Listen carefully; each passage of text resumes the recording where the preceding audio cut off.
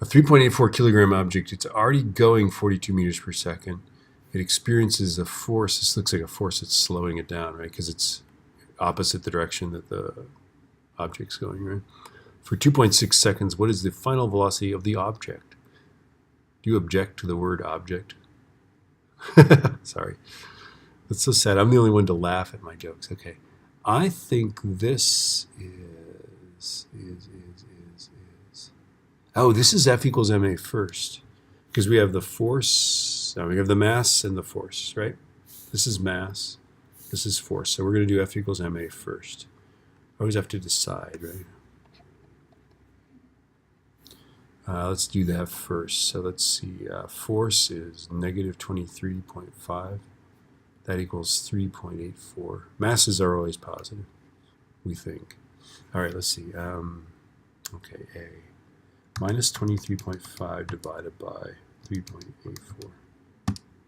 This acceleration is negative 6.11979 meters per second squared, approximately, right?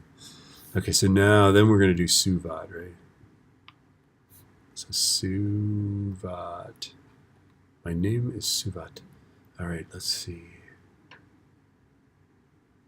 A woman named Suvat.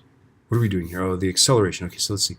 It's going 42, so I think that's the initial velocity, right? Sorry, I just zoned out there.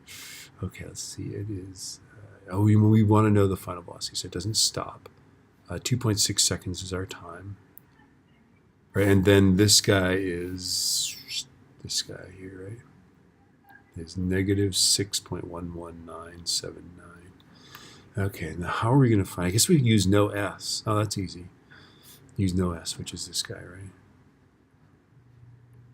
So final velocity is 42 plus negative 6.11979 times 2.6.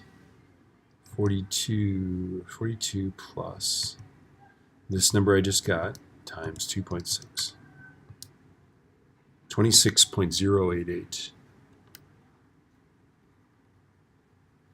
That's a 0. It looks like a 6 with a really short neck, which is about 26.1 seconds, which makes sense, right? The force acting opposite the direction it's going slows it down from 42 to 26 meters per second.